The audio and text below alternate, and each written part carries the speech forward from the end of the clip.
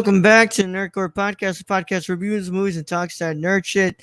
This is episode 433. And as always, it is the Nerd Chick on here to host the show. Alongside our wonderful co-host, Young Yoda, right there. Yeah. What's up, everybody? Guess how many episodes I've actually written anything down for? Absolutely none of them.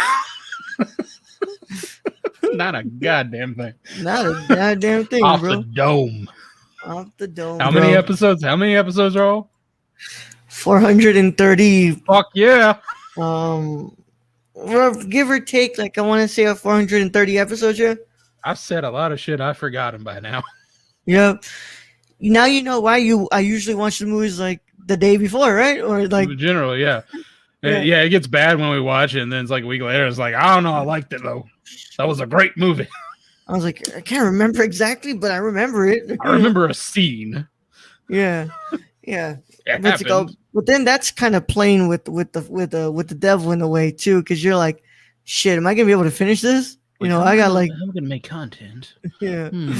Well, like this movie, I was like Sunday, and I'm like, I could play, Kingdoms of Amalur: The Re-Reckoning, or watch a 2-hour and 20-minute movie. And then I'm like, it's Curtis style. I'm watching the 2-hour 20-minute movie. Fuck this. Oh my god, man! Yeah, it's too great, man. I mean, this is I'm happy to talk about this one. This was, to me, a good pick. You're muted, bro. I know I am. Is it still working? Yeah, you're good. All right, good. Yeah, I'm just talking to myself at this point. No. Nothing new. I'm used to it. I'm my only friend. Yeah, SoundPad was doing something dumb. Okay. But yeah. But yeah, man. Sorry, y'all. We were kind of silent this weekend. First off, Friday was planned that we weren't gonna be on because I had to be at a wedding, which it happened. Mm-hmm. And then shit went down. And Saturday and Sunday, I could not make it to the live show. Brad had a thunderstorm roll in yesterday. So, there was no way that Brad was going to be able to start the show because, It would have been a bad... Like, we saw the Mandy thing. It would have been that. Yeah. It would have not been a very good episode. Yeah, and unless Luis was here to do the live show, which I doubt he would have been, there was no way that the show would have actually been able to go live or finish or end. No. Like, you just would have had a broadcast that kept going and going and going. Yeah. But yeah, no, it's fine. I'm back, but we're gonna be a little bit it's gonna be at least for this for what we do here, like it's gonna be looking fine with starting my new job. Everything's gonna work fine tomorrow. Nice. Training's tomorrow. So everything's gonna be fine for this, but I'm gonna have to work around the personal stuff that I do. Gotcha. Are you gonna be able to play D&D come, I think, Wednesday? I think we're starting Wednesday. I'm not playing. I'm engineering. Engineering. Okay. Yeah. Okay. What's it called? I'm doing the stream. So I am playing. Oh, you'll be there. Okay. Yeah, I'm gonna be there. Gonna do my. Roll is my security blanket. If y'all haven't noticed, it's like I have to do the show without Roll. I'm gonna go cry now. Yeah. Well, Wednesday is just gonna be like meet up and stuff. We don't start actually doing stuff until like 2 weeks, but we'll see what's up, man. I still gotta do a few things Gio asked me to do for my character and stuff. Life's a little shaken up right now, man. So I'm trying to find time. It happens. You're doing awesome, man. You're doing great. Thanks, man. But yeah, we're at least I have to be here. It's my responsibility. Also, I finished the film and I watched it, so I kind of really want to talk about this. Plus podcasting. Right? If you have not guessed, after 432 episodes of us continuously doing this year after year, we love podcasting. Yeah. I want to talk with y'all. I want to talk about this movie. Yeah. Couldn't even live stream during a wedding. Sheesh. Hit that like button, smash that subscribe logo, and toss that. Stacy come on one episode with us? I have no, not yet. I mean, he gets the link for live shows. He's on the, what's it called? I'm happy to have him in chat. Like, again, like at least someone's out there watching. Yeah. You make this Awkward. less Less awkward and awkward. less. It's just me and Roll talking to each other. Yeah. Yeah. What are you doing today? Which is How are you fine, doing? like it's awesome to have it like that too, but it's fun when I can see somebody's actually watching. Yeah, and then Um like get quotes like that. because no wonder, no, what's it called, and I don't have to like wonder if somebody actually listens to the episode. Yeah, very true. I mean, I will eventually listen to the episode just because I like listening to the episodes. Yeah. Like, because some of the shit is really funny. Like right now, like I'm going back and forth. I'm listening to your episode on the Share Club pod right now. Yeah. So Yeah. just the whole, and I got name dropped. So I'm just like, damn right, I got name dropped. Yeah. I got name dropped because you got name dropped because of the whole what's it called rant thing. Yeah, well, I haven't got that part. I got name dropped for Shane and all that. Oh yeah, yeah, yeah. Yeah. Yeah. But let's go ahead and do this, man. Let's go. We're going back to 1975 for this one. And I'm ready to get this Spoiler going, warning. y'all. So if you have not watched oh, by the way, y'all, we're here to do our review of Dersu Uzala. We're continuing on with uh our Kurosawa. Kurosawa month, and we're looking at Dersu today, which is our second film of the month, and we are Wait, getting wait, ready. wait, wait. No, this is Third, third. third, It's third. third. Sorry, third. Yep. Next week we Yeah, I have know another. the last one was kind of yeah, but yeah, this is Yeah. third. After the week I've been having, bro, I forgot where the hell I've been. What's it I called? got you. Yeah. That's why I'm here. All right, man. Let's get this going. Once, if y'all haven't watched Their Uzala, then you want to go ahead and get out of here. If you care about spoilers, if you don't care about spoilers, then you can go ahead and keep listening. Either way, how this goes, this is your spoiler warning. It is in effect in a 5, 4. I'm pretty sure the sound pad isn't gonna work. 3, 2, 1. It worked. Oh, you did? Awesome. Yeah. All right. Dersu. Dersu, as Captain Arseniev said. Capitan. Capitan. Capitan. I'm just gonna keep saying that from now on. Capitan. Yeah, there's Oh, Uzala. I do not know how to read Japanese nor Russian, and it's romanized as Dersu Uzaira. Alternative U.S. title is Dersu Uzala, the Hunter. Is a 1975 cinema of the USSR Japanese co-production film directed by Akira Kurosawa, or how he went under for this one, Akira Kurosawa. Really? Yep, he went under Really? Kurosawa for this one. If you go to Still the IMDb, emperor. yeah, if you go to his IMDb and you look at his directing credit for this one, it's parentheses as Akira Kurosawa. Kurosawa. Yeah, his I mean, only yeah when in Russia, do as the Russians. his only non-Japanese language film and his only 70 millimeter film. The film is based on the 1923 memoir Dersu Uzala, which was named after the native trapper by Russian explorer Vladimir Arseniev, and about his exploration of the Shikut Arlin region of the Russian Far East over the course of multiple expeditions in the early 20th century. Shot almost entirely outdoors in the Russian Far East wilderness, the film explores the theme of a native of the forest who is fully integrated into his environment, leading a style of life that will inevitably be destroyed by the advance of civilization.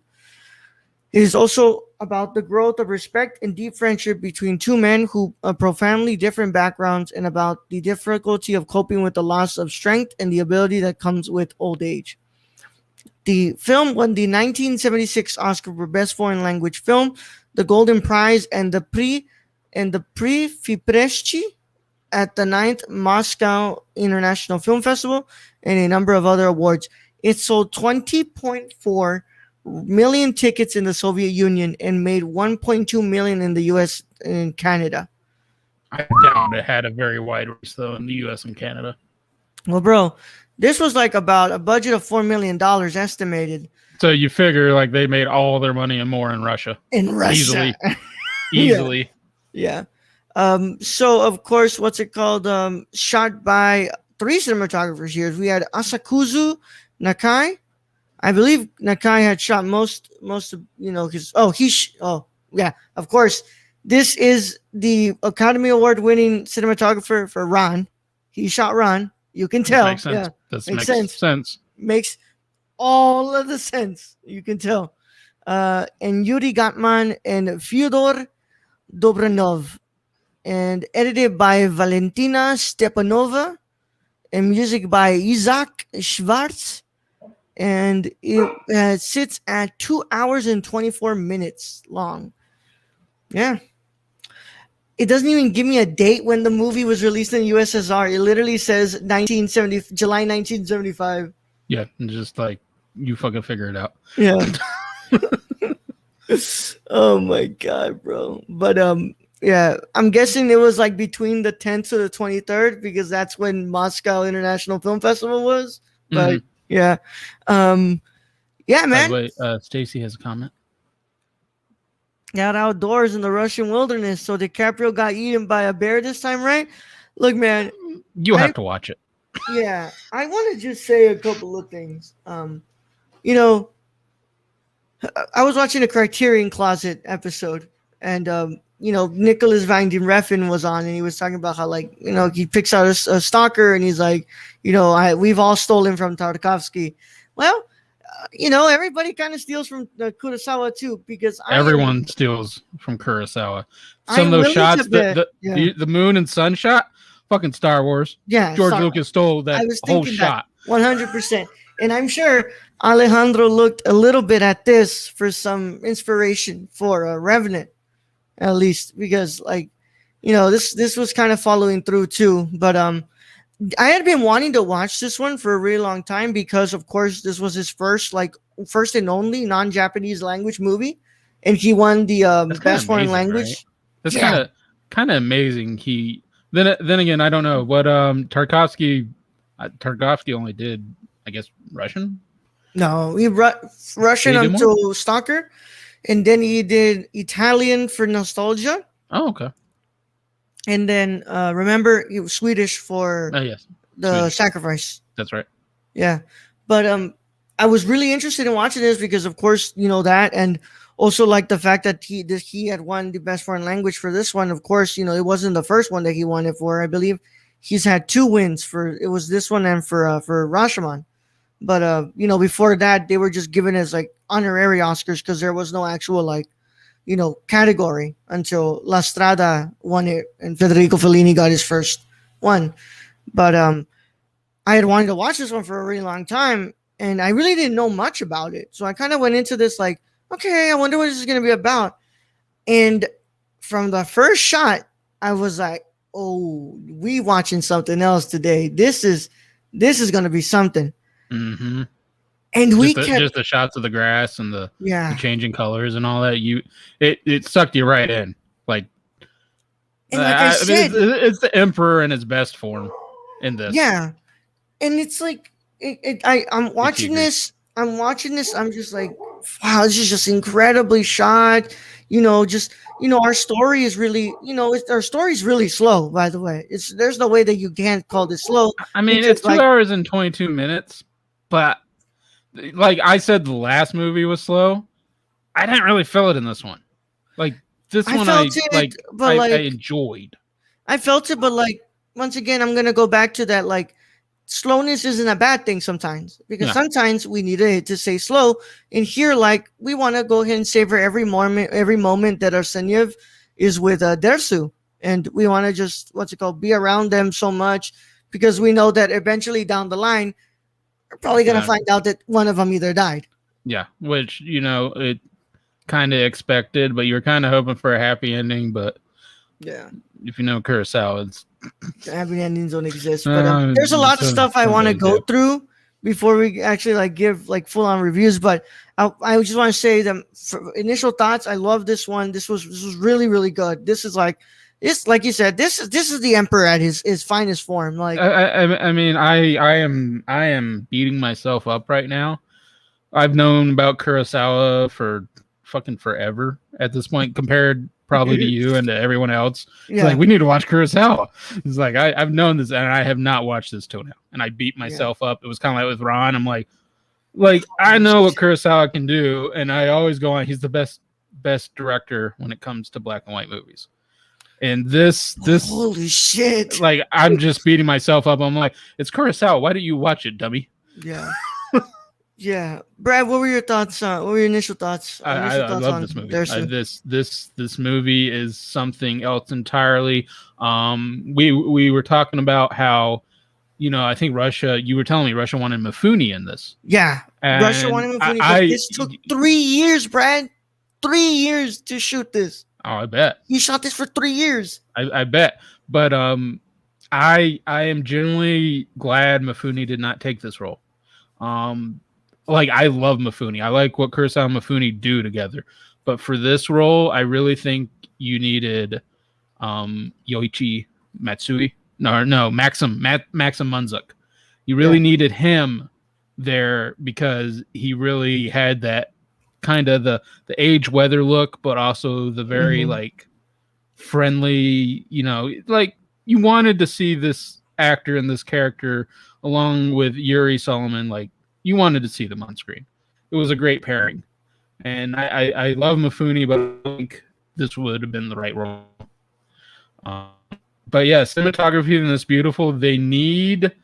Criterion needs to get their hands back on this and do a restoration. This is in desperate need of a restoration. Please. This is like, I'm like, I told Brad, I was like, yo, why is there like flickering in this? And I thought it was my monitor. I really thought it was my monitor, but like, I can tell you right now that my monitor's doing fine. Like I'm looking at a screen and it's fine, perfectly fine. And I sent it to and I put it to the other monitor, my older one, and I was like, it's still happening. And so I'm guessing it's with the film negatives. Well, and I didn't remember it in that certain scene you showed me, but I remembered it in other like some night scenes. You can see the discoloration of the film, and some other scenes there's just discoloration going on, and this movie's in need of a restoration. It doesn't take away from it for me, because no, of course not. I'm used to Kurosawa movies that from the 1950s. That look even more like they need a restoration. Which, it's amazing what this man could do with whatever he had at that time. I don't know what he used, but maybe it was the most up to date back then, but definitely not the best quality we are able to see nowadays. But this movie is total Kurosawa. If you love his samurai movies, you will love this movie. It's the shots through the leaves. It's the overhead shots. It's just these differing shots that he does. Like it's all Kurosawa, and Kurosawa has always been about those nature shots. And you get that here. You get some action shots in this, and when they're trying to survive that winter storm, they get fucking lost, and it's like cut the grass, and he's Capitan, like hurry the fuck up, or you're gonna die. And it's like the 60, 70-year-old, I'm guessing that's his age, beating the hell of this dude's probably 30 in Russia. He's beating the hell out of him cutting grass, and where Yuri just he falls out into the snow, and he wakes up, and basically Dersu has saved him. So I was reading, so of course, like I don't do a lot of prep for this show because we pretty much do a lot of like review based. So like the stuff that I prep for is cinema condition because I'm having like full on fledged conversations about the movies. Here we kind of do like pretty much just like give our thoughts on what we liked and what we thought about the film.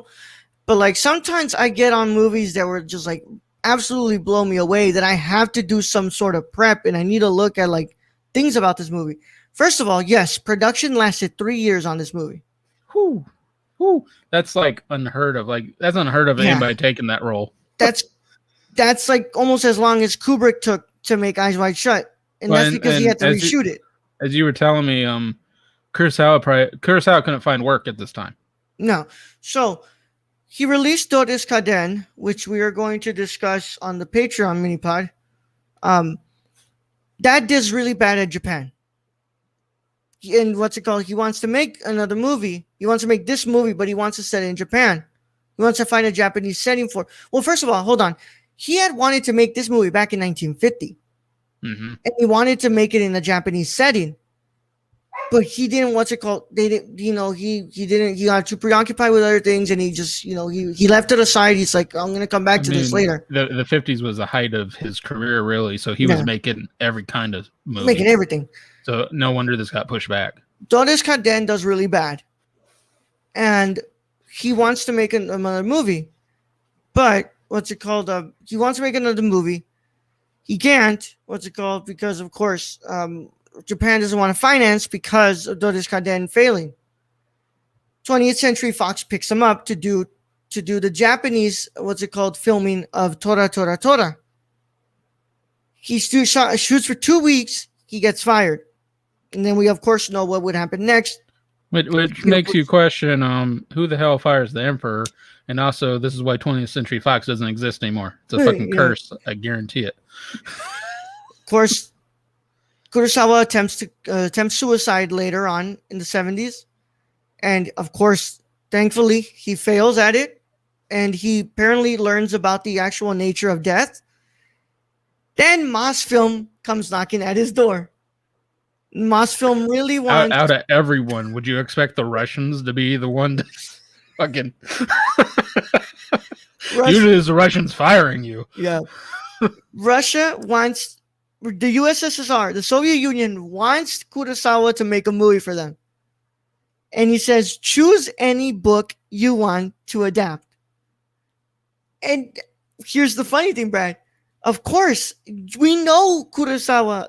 Kurosawa loves Russian literature. And he loves adapting books. That's He his, loves, like yeah. Shakespeare. Like this man adapts like comics. This man adapts Yeah. everything. He's a Russian literature nerd. He loves Russian literature. So he chooses this book, and Mosfilm is surprised because this book was only famous in the USSR. It wasn't, what's it called, famous outside of the Soviet Union at the time. So like they gave it to him, but under the one condition. The producer who was going to get him the job was like, under one condition, Kurosawa has full creative control. And of course, Mosfilm said, of course, yeah. But Mosfilm wanted... Well, I feel like Mosfilm probably was like, look, like Tarkovsky, we just fired him. We opened up the budget. Yeah. So, of course, they give him what's it called? They give it to him. And but Mosfilm, what's it called? Wanted Mifune, right? Mifune was not going to commit to this. And not also, for 3 years. Apparently, the tiger in that part was 100% real. And at first, I was surprised, but then I said, "This is the man who threw actual arrows at his main actor." Yeah, hell no. No. There's no way that he was gonna do. But this. Did you see that tiger? That tiger was kind of chubby. Like that was an old tiger. Bro, it's a real tiger face. It was a real tiger, but he was kind of chubby and kind of old. I'm gonna say when he was coming out of the grass, I'm like, that tiger moving kind of slow, and it's just like, oh, he's kind of old and fat. Yeah, and apparently, Mosfilm was angry with Kurosawa during production because Kurosawa would not give them the shots per day that they would ask for. Hey, Nola, you're right there in the back. Yeah, Mosfilm wanted updates and for them to give them a basically a rundown of what he shot and give them like updates. Kurosawa did none of that. Yeah. That's not Kurosawa's way. Kurosawa just shoots whatever Kurosawa wants the fuck to shoot. Yeah. So but apparently, I believe it was his AD. Oh no! So there was union fights every week, so they kept changing camera people all the time. Cameramen, seriously? Bro. Yeah. Well, dude, you are shooting in harsh ass conditions, bro. Oh, that's true, bro. Oh my God! Please comment Kurosawa. Make Mother Russia favorite book in film. Ernest Goes to the Gulag. Yeah, Kurosawa, that goof. That goof. Man. I'm telling you, man. A goofy motherfucker went to write down shots per day. Oh man. I mean, all I've learned is that Russia and filmmakers they clash a lot. They have issues. Like Tarkovsky literally like scammed them out of like for 2 films, like 4 films. He literally scammed them. But bro, like at the end of the day, what's it called? he Mosfilm was like, this is 100% Kurosawa's vision. We're not stepping in. You know, You gotta give him credit for that. That doesn't sound really like Russia. yeah. You know? And his loyal assistant, of course, Toyoro Nogami, said that this one and Severin Samurai were some of the hardest, what's it called, movies they had to make with him. I believe you. Yeah. If you saw the set of Seven Samurai, there were some rain scenes in there and just mud, and it just looked harsh. Yeah. But this is a different kind of harsh, where the snow is like that whole blizzard scene, bro. Yeah, I'm like, it's like save the grass. It's like I'm believing every ounce of fear in those voices, because like, you know damn well behind that camera there's like a crap ton of people who's on that freezing crew. to death. Yeah, yeah. But like, I just found it so fascinating how much of this, like, what was going down, and just how, like, of course before this, you know, Kurosawa himself was doubting himself and what he could make, and you know, he had that feeling of like not entirely being the artist he believed he was. And like, I can't believe the man who would make this would say he doesn't understand cinema yet, because this is truly encompasses every part that goes into creating a movie. And I you know, Kurosawa was somewhat of a humble man, but also he definitely had a self-confidence issue. Throughout his whole life, he had a self-confidence issue, and you're like the best director like ever, like, and it just amazes me, like, he didn't realize this. He just all he kept thinking was, I'm still learning how to be a filmmaker, and this is coming after like Yojimbo, and like this man, after making foundational movies, he made Seven Samurai before this. He's made foundational movies that affected the spaghetti western. Amazing. This affected Star Wars and sci-fi. Amazing.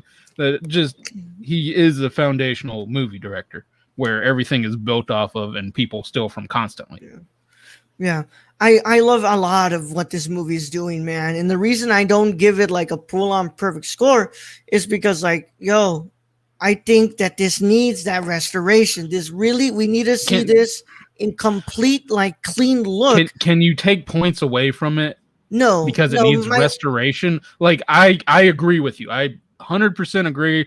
Movie needs restoration. It's not the greatest looking in places, but that to me isn't Kurosawa's fault.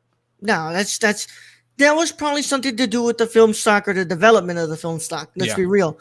That's not what I take points off. You know, I don't give it a perfect score, because, you know, of course I felt like it's really slow, but like we need that slowness. But also, like, where this like ranks up with everything else that he makes, like this doesn't, like, I put this against Ron. I'm like, this ain't no Ron, bro. Like, Ron is like, but it's one of his like if they were to ever do an essential Kurosawa set, this has to go in it. Like the essential Fellini has to go in. This has to be in there. Like this is one of those movies, like, I know doesn't get talked about enough because I'm a Kurosawa fan and I haven't watched it till now. Just because it's like, it's a Russian film. Like, when the fuck am I going to watch the Kurosawa Russian film? That's my thinking beforehand. And now I'm going, it was a Kurosawa film. Why didn't you watch the Kurosawa film, you dummy? But he just does such incredible things within this whole movie, man. This is 100% Kurosawa, though. Like, he throws everything into this. Is this Iran? No. But the story behind this, I love the story behind this. Is just about friendship, really. Friendship, then friendship, aging. Yeah. You know. I have one gripe in this movie, and it has. I know why they did it, but I have one gripe. I keep sending pictures to Raul, and it's like, just buy the man some fucking eyeglasses. Like, goddamn, they don't make eyeglasses Russia in 1907. The man just needs glasses, bro. Like, I can't. First of all, like, man sure can't shoot a gun in the beginning. Yeah, he's like, and why am I missing? It's like, you can't see because you need glasses. Yeah. Poor man, bro. Just get the motherfucker some glasses, please. Some glasses. It's that simple. And then you know, he's gifted this nice new rifle and he gets killed by a thief. Yeah, like, that makes me so sad, man. And not only that, he's basically just given a pauper's grave by the railroad. Yeah. Like, and that cop's like, I hated the cop. Yeah, I wanted to shank the cop. Yeah. Of course, we must also remember that, you know, this was this is, I believe, this is before, like, so 1907. I believe the revolution is until 1910 ish. So this is like before the actual revolution. So the Bolshevik revolution. So this is looking at like the time of that czar who was like really oppressive as shit, dude. Yeah. So yeah, I really like this movie. Just did so much that I felt was like so revolutionary even for 1975, bro. Like the thing is that it feels like Kurosawa takes so much before that he learns, he brings it into his next work, but he finds a way to amplify that by 10 times more. Yeah, and you know, I always said Kurosawa, black and white, I love. This is another gorgeous movie in color Yeah, by him. Like please Ron and restore. this, and I want to watch Kagemusha at some point, Yeah, just to get that full effect. But this, just the one scene that I'm looking at, it has the moon and the sun, and I'm going, yeah, George Lucas completely ripped off this fucking scene yeah, with the two suns. yeah, I'm yep. like, damn it, George. Well, At you least, at funded least, Kagemusha, so at okay. least he gave credit where credit was due. It's true. At least he said like the Unlike, hit. Now he didn't specifically say this one. He said the hidden fortress. yeah, Um, but we we know were where the finding binary out sun there's a set. Yeah, whole kind of like yeah, bunch of films that him and Spielberg have like taken and been like, yeah. we'll use this. We've all taken Put that from, in the pot. yeah, we've all taken on what's it called, on setup before I leave. A lot of us kept telling Kelvin or DP, hey, Chivo Lubeski wants his movie back because we kept making what's it called, like references to how it looked like Itu Mama Tambien. Y tu mama también. We kept saying, hey man, Cuadron wants his movie back, bro. Kelvin probably Chill. told you I'll go fuck yourself. Now he was like, go fuck yourself, bro. He still laughs at that though. Oh I man, but mean, but it's like we've all how can stolen. We've all stolen. yeah, But I mean, Tarantino gets the most shit because he steals, yeah, and it's like everyone steals. yeah. But Everyone, there's a part of like, doing it to make an homage, right? Or like, but when you or you outright really like the scene look, and you want to do it. stealing shots is something, but when you steal the plot, the The whole story, fucking the movie. whole movie, Sergio Leone looking at then we you, have, then we looking have, at you, Mister. Still everything, yeah, and put a cowboy theme to it. yeah. Oh man, but there was just so like I really like this movie a lot, man. This movie really did it for me. I thought that I just thought it's like I said, just so patiently but expertly crafted by Kurosawa. He gets some really, really beautiful performances. I really bought those guys being friends. They might have been. I mean, cold out Oh, there. they were, of course. I mean, the men freaking 3 years. yeah, Like you would hope they would like be friendly. yeah, yeah. I mean, they're on that set for how many days in those 3 years? So Oh, many, bro. I gotta talk about that one scene where they're eating the fish, Yeah, and then the lady goes to present them with more fish, none of and they're all them. just looking at Dersu, Yeah, and I'm just like, that's kind of rude. This lady done cooked all this fish, and y'all yeah. eating none, and she's just looking all confused, like, why the fuck are you eating the fish? I don't know. I've found entertaining things throughout Yeah. this whole film, which I usually do in a Kurosawa movie. Yeah. Well, man, with that said, I'm going to go ahead and give Dersu Uzala a 9 out of 10. I love this movie. I really do. I really do. There's just so much patience here that this is an older Kurosawa making it. And it's just like you're still making movies that you would have made at freaking 30 years old, man. It's crazy. It's nuts. Like, there's no one else who could have done it like that. Sure, Lucas used that Twin Sons from Kurosawa, but he basically stole the plot wholesale for A New Hope from Spaceballs. I'll believe it. Yeah, I believe it, bro. No Brooks Brett, for life. what do you? Yeah, this is another Kurosawa 10 for me. 10 out of 10. Love this movie. It does need a restoration. I give you that. Please, please. Is it slower than Ron or Seven? I don't think it's slower than Seven Samurai in places, but is it one of his slower movies? Yeah, but it was one of those movies I kind of wanted to keep going on. Oh yeah. So I think this could have easily been 3 hours, bro. I mean, I was fun watching just them like hiking through the woods and just being buddies. I don't know. I mean, this was generally just really fun to watch for me. I really, and I don't usually say that for a 2 hour and almost 30-minute movie. Yeah. Hey man, sometimes you gotta take your friends to Siberia, bro. I already told you. I mean, I'll go with you, but I will probably complain the whole fucking I time don't of know, how man. cold That it is. blizzard. Remember that question on the live show? I said I just want to go to Siberia, live in a fucking hut, and just die there. I'm like looking at that blizzard scene, and you know what? I might take that back. It's too cold. Like, I mean, like go for like you can go for a colder climate, but don't go for the coldest climate. Yeah.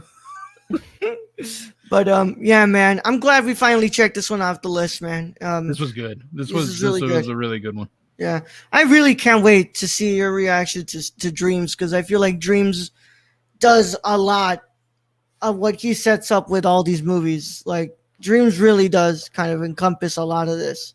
My only question with Dreams was, did he finish that completely before he Yeah. passed away? Okay. Yeah, his last one was Madayo. Oh, that's right. And that I actually like Medaille. That was actually a good kind of send off. Oh wow. Okay, you've seen the last one? I've seen His the last one. Oh Yeah. wow. Yeah, I never seen Medaille. it's kind of a one scene movie. Shot on one basically in a location. bar. Yeah. Yeah. Okay. So Yeah. Well, we're definitely gonna have a part 4 and a part 5. We're gonna finish this man's movies by one way or another. Eventually.